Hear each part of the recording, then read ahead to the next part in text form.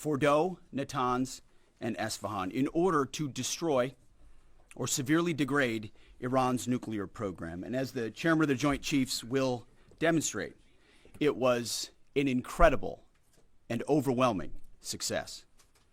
The order we received from our commander-in-chief was focused, it was powerful, and it was clear. We devastated the Iranian nuclear program. But it's worth noting the operation did not target Iranian troops or the Iranian people. For the entirety of his time in office, President Trump has consistently stated for over 10 years that Iran must not get a nuclear weapon. Full stop. Thanks to President Trump's bold and visionary leadership and his commitment to peace through strength, Iran's nuclear ambitions have been obliterated. Many presidents have dreamed of delivering the final blow to Iran's nuclear program, and none could until President Trump. The operation President Trump planned was bold and it was brilliant, showing the world that American deterrence is back. When this president speaks, the world should listen. And the U.S. military, we can back it up. The most powerful military the world has ever known. No other country on planet Earth could have conducted the operation that the chairman is going to outline this morning. Not even close. Just like Soleimani found out in the first term, Iran found out when POTUS says 60 days that he seeks peace and negotiation, he means 60 days of peace and negotiation. Otherwise, that nuclear program, that nuclear capability will not exist. He meant it. This is not the previous administration. The President Trump said no nukes. He seeks peace, and Iran should take that path. He sent out a truth last night saying this: any retaliation by Iran against the United States of America will be met with force far greater than what was witnessed tonight. Signed, the President of the United States, Donald J. Trump. Iran would be smart to heed those words. He's said it before, and he means it. I want to give recognition to the Chairman of the Joint Chiefs of Staff, the Joint Staff, General Eric Kurilla at CENTCOM, who did a phenomenal job, he and his staff, all of CENTCOM. Policy, across the board, this was a joint effort, and across the Pentagon effort. I want to recognize the pilots who flew those bombers, who flew those fighters, who flew those refuelers, warriors. I want to recognize the sailors on those destroyers, in those subs, on those carriers, warriors, all of them. I want to recognize our soldiers doing air defense, base defense, QRF, warriors, all of them. Every American involved in this operation performed flawlessly. And I want to give recognition to our allies in Israel as well. This is a plan that took months and weeks of positioning and preparation so that we could be ready when the President of the United States called. It took a great deal of precision. It involved misdirection and the highest of operational security. Our B-2s went in and out of downtown Tehran, of these nuclear sites, in and out and back without the world knowing at all. In that way, it was historic. A strike that included the longest B-2 Spirit bomber mission since 2001 and the first operational employment of the MOP, a massive ordnance penetrator. The mission demonstrated to the world the level of joint and allied integration that speak to the strength of our alliance and our joint forces. As President Trump has stated, the United States does not war, but let me be clear. We will act swiftly and decisively when our people, our partners, or our interests are threatened. Iran should listen to the President of the United States and know that he means it, every word. I want to give congratulations to our Commander-in-Chief. It was an honor to watch him lead last night and throughout, and to our great American warriors on this successful operation. God bless our troops. God bless America. And we give glory to God for his providence and continue to ask for his protection. I turn it over now to the chairman for specifics.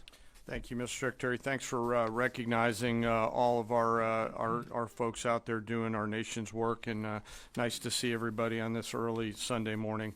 Last night, on the President's orders, U.S. Central Command, under the command of General Eric Kurilla, executed Operation Midnight Hammer, a deliberate and precise strike against 3 Iranian nuclear facilities. This was a complex and high-risk mission carried out with exceptional skill and discipline by our joint force. I want to thank every service member, planner, operator that made this mission possible. Their actions reflect the highest standards of the United States Armed Forces. This operation was designed to severely degrade Iran's nuclear weapons infrastructure. It was planned and executed across multiple domains and theaters with coordination that reflects our ability to project power globally with speed and precision at the time and place of our nation's choosing. This was a highly classified mission with very few people in Washington knowing the timing or nature of this plan. I'll refer you to the graphic on the side as I walk you through some of the operational details. At midnight Friday into Saturday morning, a large B-2 strike package comprised of bombers launched from the continental United States.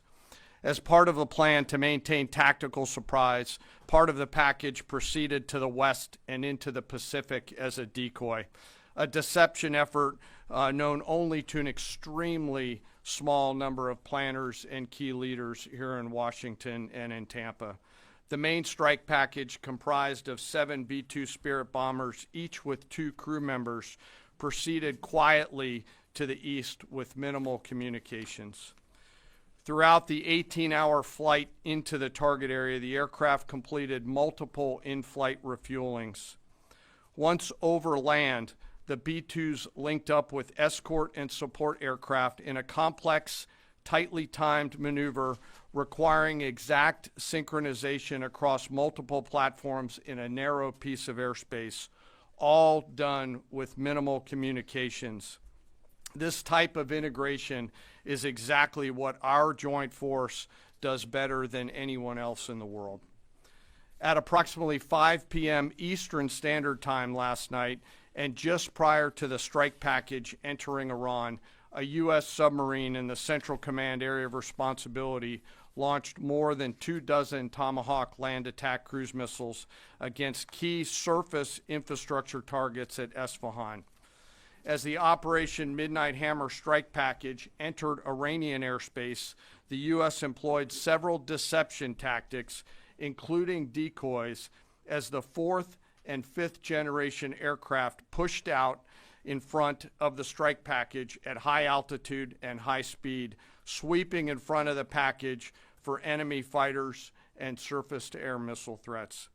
The strike package was supported by U.S. Strategic Command, U.S. Transportation Command, U.S. Cyber Command, U.S. Space Command, U.S. Space Force, and U.S. European Command. As the strike package approached Fordo and Natanz, the U.S. protection package employed high-speed suppression weapons to ensure safe passage of the strike package, with fighter assets employing preemptive suppressing fires against any potential Iranian surface-to-air threats. We are currently unaware of any shots fired at the U.S. strike package on the way in. At approximately 6:40 p.m. Eastern Standard Time, 2:10 a.m. Iran time, the lead B-2 dropped 2 GBU-57 massive ordnance penetrator weapons on the first of several aim points at Fordo. As the President stated last night, the remaining bombers then hit their targets as well, with a total of 14 MOPs dropped against 2 nuclear target areas.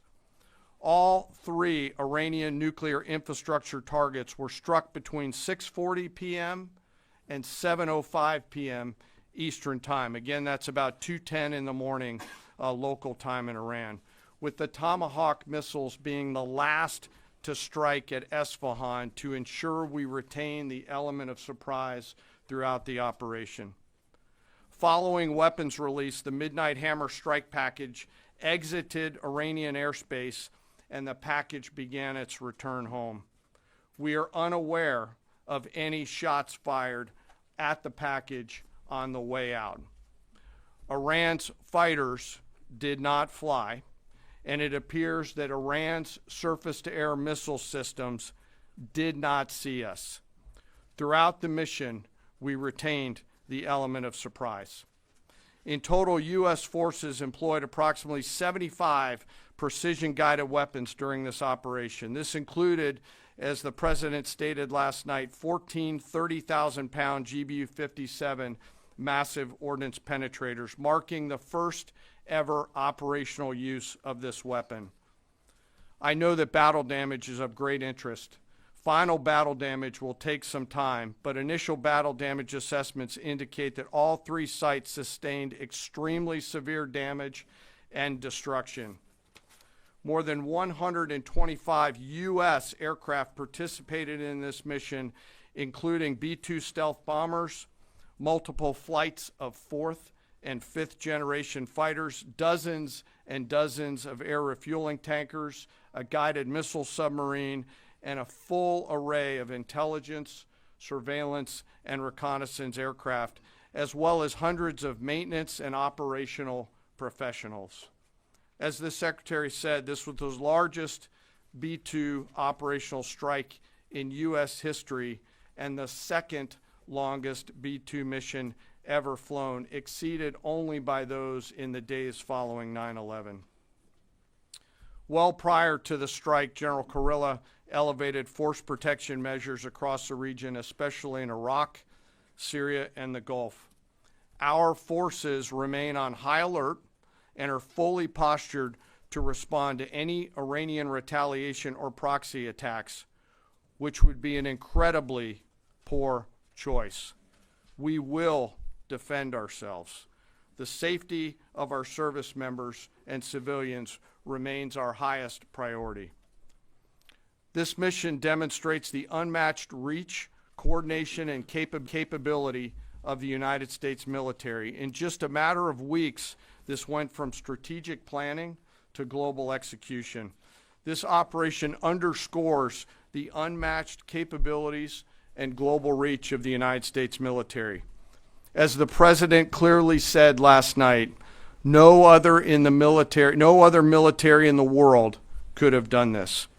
I join the President and the Secretary in being incredibly proud of the air crews, naval forces, cyber operators, planners, and support teams, and commanders who made this mission possible.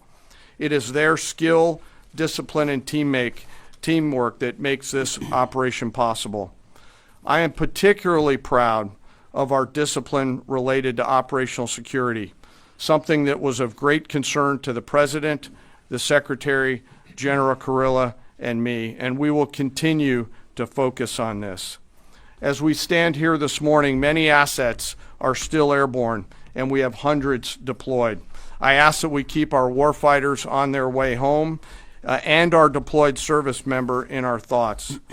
Our joint force remains ready to defend the United States, our troops, and our interests in the region. Thank you very much. We will take a few questions, Phil. Me? Yeah. So, is regime change off the table, Mr. Secretary? And to the chairman, you said the battle damage assessment is still ongoing, but do you believe that some nuclear capability in Iran remains? This mission was not and has not been about regime change. The President authorized a precision operation to neutralize the threats to our national interests posed by the Iranian nuclear program and the collective self-defense of our troops and our ally Israel. Thanks for your question. I think BDA is still pending, and it would be way too early for me to comment on what may or may not still be there. But thanks for the question. Green. No, behind you.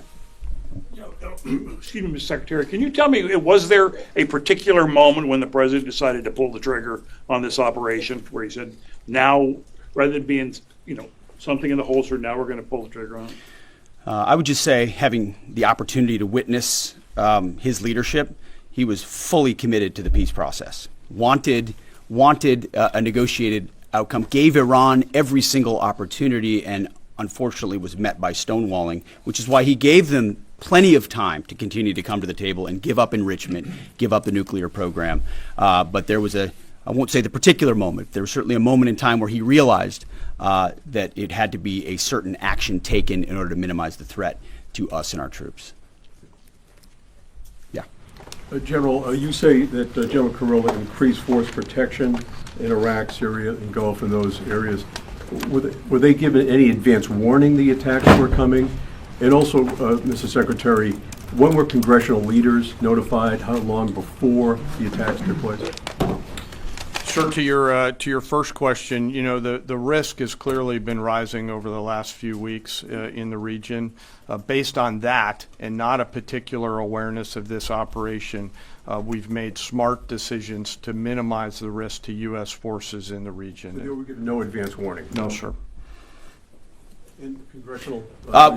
They were notified after the planes were safely out. Well, we complied with the notification requirements of the War Powers Act. After the attacks, they were notified? They were immediately thereafter. Yes. Thank you, Secretary. Two quick questions. Do you believe you completely destroyed Iranian nuclear program? And how about Iranian ballistic missiles? Your ally as Israel always saying that is biggest threat. And second question is very important. What will be your next step if Iran or militias under Iranian influence on the region attack U.S. interests or allies in the region? And you can chime in on this too, Mr. Chairman. The battle damage assessment is ongoing, but our initial assessment, as the chairman said, is that all of our precision munitions struck where we wanted them to strike and had the desired effect, which means especially in Fordo, which was the primary target here, we believe we achieved destruction of capabilities there. Ultimately, wherever it may be, whether it's in Iraq or Syria or bases in the Gulf, as the president said, it would be as the chairman said, it would be a very bad idea for Iran or its proxies to attempt to attack American forces. Yes. Thank you, Mr. Secretary. Regarding retaliations, Iran and North Korea are cooperating on nuclear and missile development. Do you think there is a possibility that Iran, North Korea, and the other forces, such as China, will join forces to retaliate against the United States?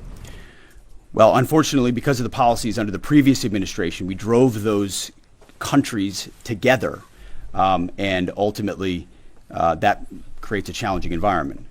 For this particular operation, the focus is on Iran and Iranian nuclear capabilities. That's our focus here, is to not just say that they can't have, but President Trump has said from over 20 years, frankly, Iran cannot have a nuclear weapon. And ultimately, he decided this is the moment, given their stonewalling, when direct military action had to be taken to prevent that from happening.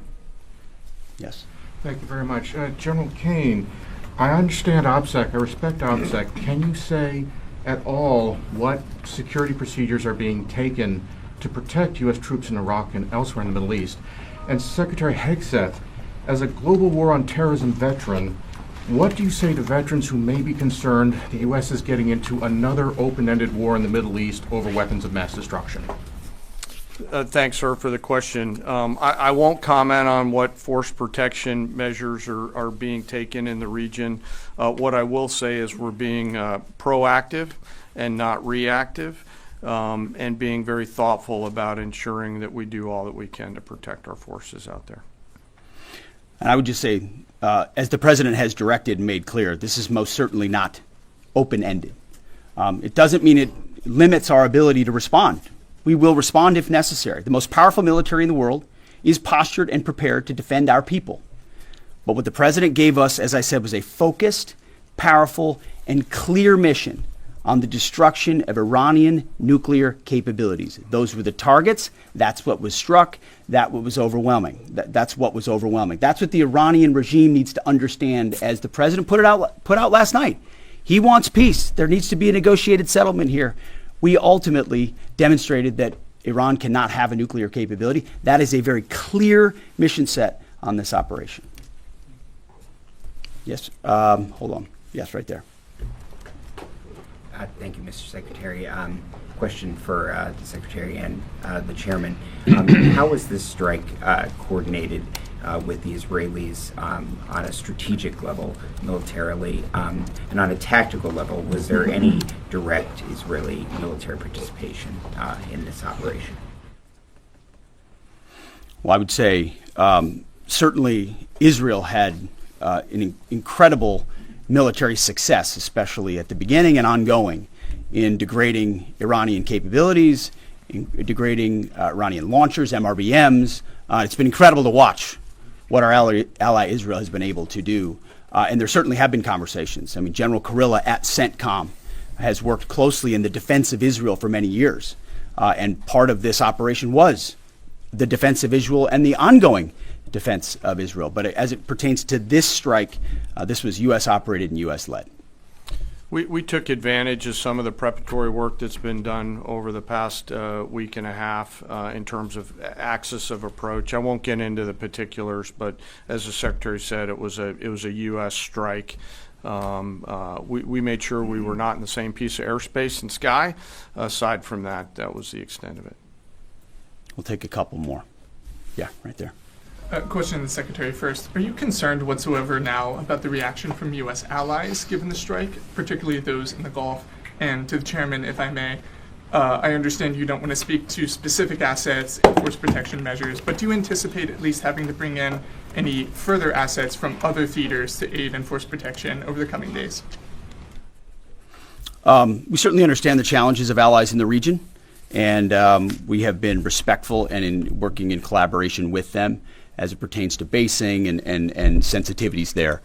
Ultimately, they've got a lot of assets and people in those locations also where American troops are co-located. So that's a consideration of ours. We've been in close consultation with them, and we appreciate the support that we have got. Thanks for the question on sort of the global picture. And as you know, that's one of my jobs, is to look globally at the entire range of challenges. We are always carefully considering our force posture around the world and then offering options to the Secretary and to the President. I won't comment on any future things, but the American people should know that we carefully consider those moves around the world and try to modulate as needed our force structure in the region. Absolutely. Yeah, right here. Thank you. What communications are being sent to the Iranians right now, and is there any possibility of diplomacy now or in the coming days? I can only confirm that there are both public and private messages being directly delivered to the Iranians in multiple channels, giving them every opportunity to come to the table. They understand precisely what the American position is, precisely what steps they can take to allow for peace, and we hope they do so. Yes. The president may not want an open-ended conflict. The Iranians may disagree. Are you prepared for a protracted war? Well, anything can happen in conflict. We acknowledge that. But the scope of this was intentionally limited. That's the message that we're sending. With the capabilities of the American military, nearly unlimited. So Iran, in that sense, has a choice. But we've made it very clear to them, this is nuclear sites, this is nuclear capabilities, this is the line that the president set, and we set that back. Now is the time to come forward for peace. But I think one of the takeaways from this as well is the unprecedented level of ongoing cooperation. I can't speak highly enough of the chairman and his staff and General Kurilla in CENTCOM, what they've done to look around the corner, to pre-position, to understand how an operation like this comes together. The scope and scale of what occurred last night would take the breath away of almost any American if you had an opportunity to watch it in real time. And I think Tehran is certainly calculating the reality that planes flew from the middle of America in Missouri overnight, completely undetected over 3 of their most highly sensitive sites, and we were able to destroy nuclear capabilities. And our boys in those bombers are on their way home right now.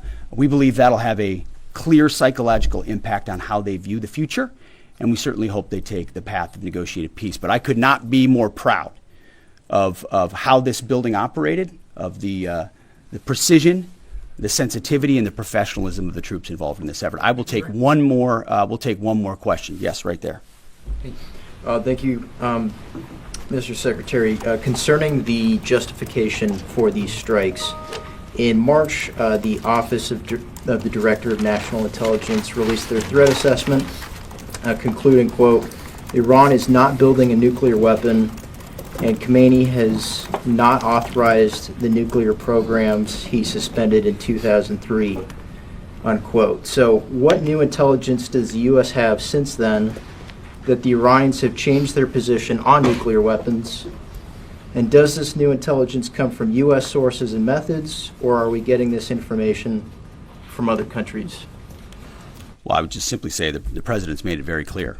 He's looked at all of this, all of the intelligence, all of the information, and come to the conclusion that the Iranian nuclear program is a threat, and was willing to take this precision operation to neutralize that threat in order to advance American national interests, reduce the Iranian nuclear program, and obviously collective self-defense of ourselves and our allies. So he looked at all of it, understood the nature of the threat, and took bold action I think the American people would expect in a commander-in-chief. That's all we've got. Thank you very much. Appreciate it. Mr. Chairman. Thank you. Mr. Chairman, do you have any of the WC-135s up to check the radioactive material in the atmosphere?